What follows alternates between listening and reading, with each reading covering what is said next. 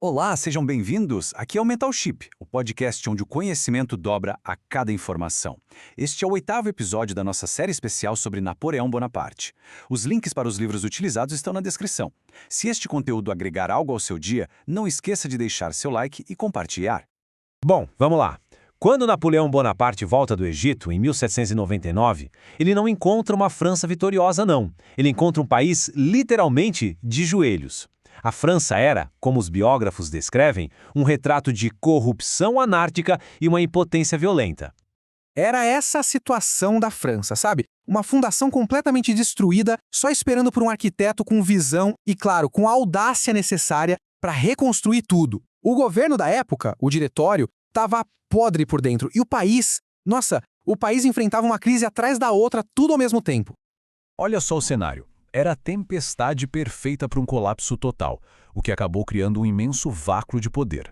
A economia estava arrasada, a corrupção era regra no governo e a instabilidade política era o normal de todo dia. O historiador Ludwig capturou a atmosfera da época com perfeição. O povo francês estava simplesmente desesperado por um salvador. Alguém que pusesse ordem na casa. E é claro que Napoleão percebeu que a hora dele tinha chegado. A nação não queria mais saber de ideologia, ela queria estabilidade. E agora vamos ver como as coisas começam a virar. No dia 9 de novembro de 1799, ou 18 de Brumário, no calendário da Revolução, Napoleão basicamente limpou o terreno para começar o seu grande projeto. Foi uma combinação fatal. A fama dele como gênio militar, o apeio de políticos importantes que precisavam de uma espada para agir, e um governo que estava tão fraco, mas tão fraco, que ninguém se deu o trabalho de defender. O resultado? Um golpe de Estado, que foi rápido e quase não teve derramamento de sangue. E assim, ele trocou aquele diretório falido por um governo novo, o consulado. E como o analista England explica, isso não foi visto só como uma jogada de poder pessoal, não. Para muita gente, era o recomeço que a França precisava. E com esse novo título, Napoleão se tornou, na prática, o homem mais poderoso da França. O arquiteto agora tinha o controle total do canteiro de obras. Tá, mas e aí? Quais eram os planos para essa nova França? A visão de Napoleão se baseava em alguns princípios que para ele eram fundamentais. E para tirar essas ideias do papel, ele começou imediatamente um programa de reformas super agressivo, construindo as bases, os pilares do Estado francês moderno que a gente conhece hoje. E cada uma dessas reformas tinha um objetivo bem claro. A reforma administrativa acabou com o caos que reinava nas províncias. O Banco da França deu um jeito na inflação galopante. As escolas criaram uma nova geração de líderes leais ao Estado e o serviço público, esse abriu as portas para o talento.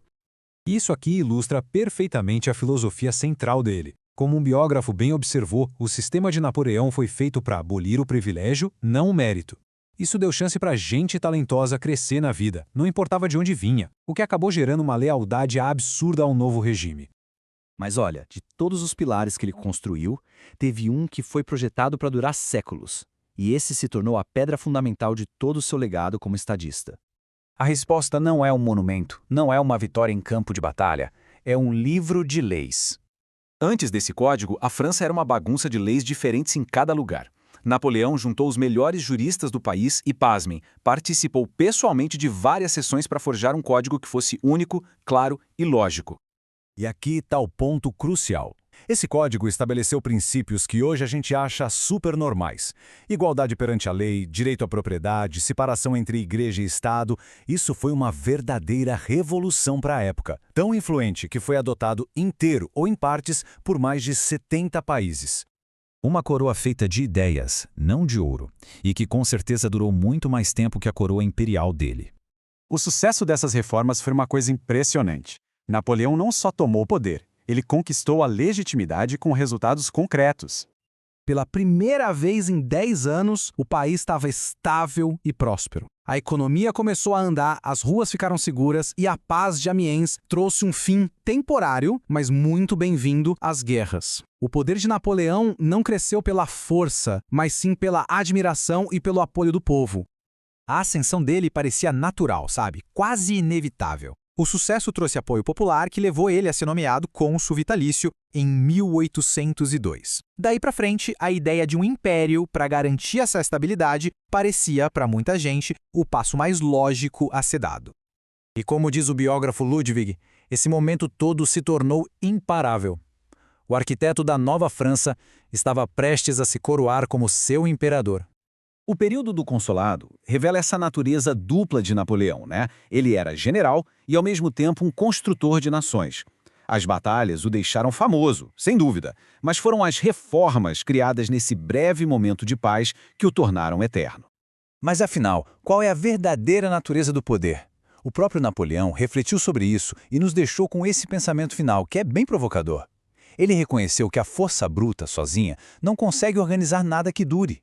É preciso o espírito, ou seja, as leis, as instituições, as ideias. Este episódio foi gerado com o apoio de IA e adaptado especialmente para você no Mentalship. Mentalship, onde o conhecimento dobra a cada informação.